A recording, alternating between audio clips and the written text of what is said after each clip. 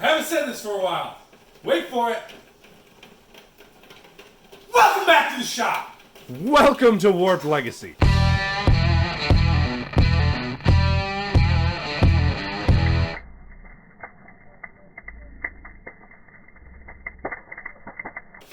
I don't know if you can see my head. So, I have been making jams and jellies and stuff like that. I've got a lot of fruit that I got to deal with. Some of that involves getting a bunch of liquid out of fruit. And to do it correctly, you're not supposed to squeeze and press and do all that stuff because it makes cloudy jelly. I don't care. You get more if you press. So, I'm going to make a press. And this is going to be it. Even though this says not for pressure. I'm just going to cross everything out and it's just going to be a press. Okay, so this is essentially going to be a mini cider press. Let's get building! Sorry for the noise, it's raining. So, basic outline of what we're going to do. This is going to be where we put all our stuff that we want to squeeze. I'm going to use this and some other metal to make a frame around here. I'm going to add another piece of wood in here to spread out the pressure. This is going to go in here. It almost fits, but not quite. Then there's going to be these things. This. Stop rolling. This is going to be inside here. Going to turn this, and it's going to squeeze it. I'm not doing the whole thing. There's going to be a bunch of holes around here, and that's where all the liquid's going to come out. So, first things first. Got to make this thing small enough to fit inside.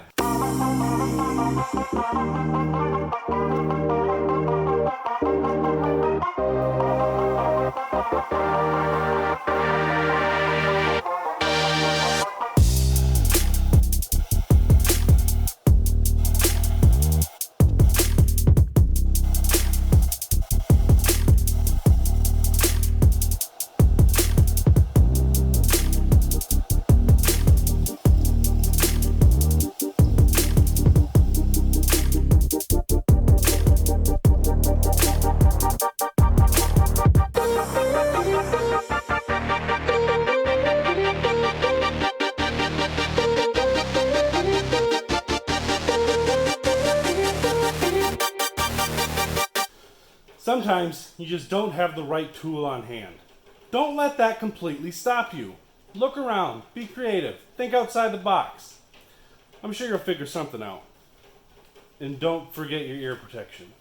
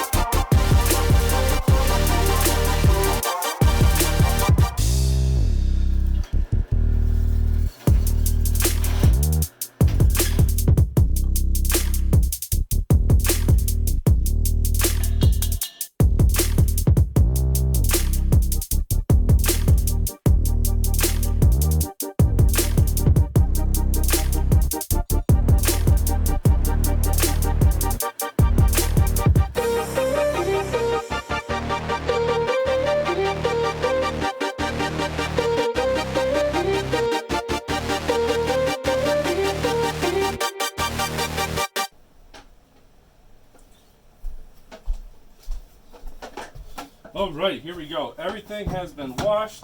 I have some stuff ready to press.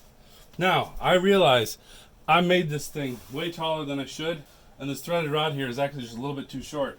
So I have to put in more than I wanted to before I'm going to be able to actually start pressing.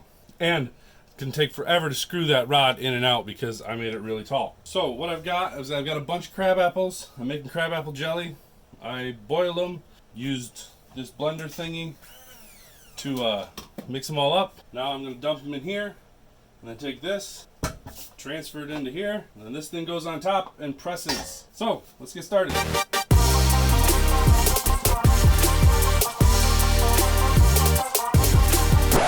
Actually, here's what we're going to do. Should have done this in the first place and just poured it straight in here to begin with, because now this is going to be hard and hot.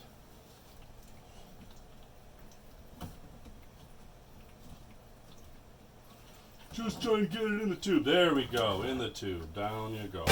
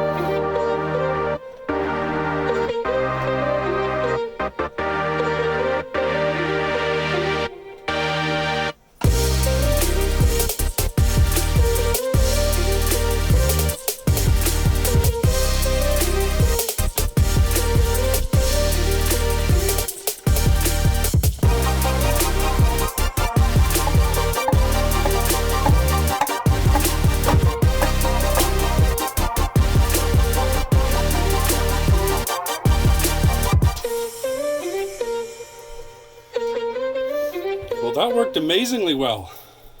Hot! That's what's left from this pan that was completely full. Jiggle, jiggle, jiggle. See it jiggling in there? Crab apple jelly! Now, those of you who are extremely observant may have noticed I said I was going to make a metal frame, and all of a sudden there was a wood frame. That's because I still don't have 220 in the shop, and I thought I had enough power to just get this stuff done, but I just kept sticking because I didn't have enough power. Just stuck, no matter what I did. So I gave up and got some 2x4s and used some screws. I take that back. I could have turned it up enough so it didn't stick. But when I did that, it tripped the breaker. Got the job done. Got my crabapple jelly. It's delicious. And I got way more of it than I would have if I just did the whole thing that I'm supposed to do, where you just put it in the bowl and let it sit and drain overnight. Yeah, I got a lot more juice than I would have. And I wouldn't call that cloudy, would you? I mean, I don't know. Let me see if I can focus it. Would you call that cloudy? I wouldn't say that's cloudy. I don't know. Maybe I don't know what cloudy jelly looks like. Either way, it's delicious. It felt really good to finally get back out in the shop and do something. It feels really good to be sitting here at my computer editing a real video again. I feel better than I have in a long time, and I hope that stays up. That's the plan. Now, modifications I want to make to this build. The bottom, I need to add or change the very bottom, because the one board held in by 2 screws on each side started to push through. It was a bit too much pressure and it started to bend the bottom out, and I don't want to blow out. I need a longer threaded rod because I can't get all the way down to the bottom of the press.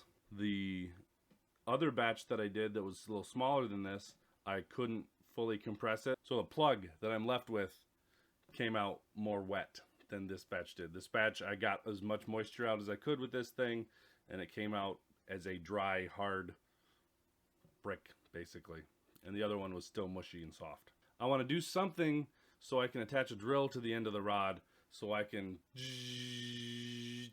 and I don't have to manually twist the whole thing, because that took time. Still better than having no press.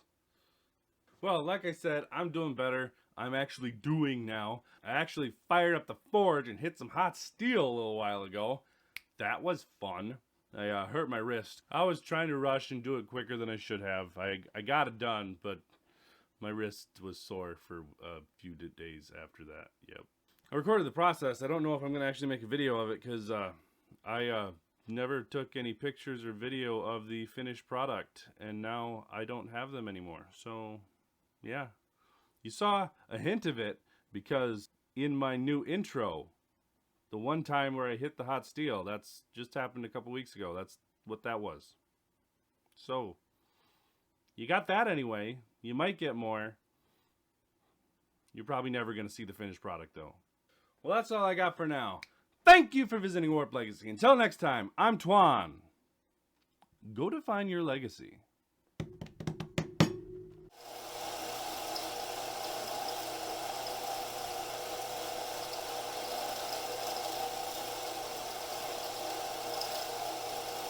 That's a pretty good fit.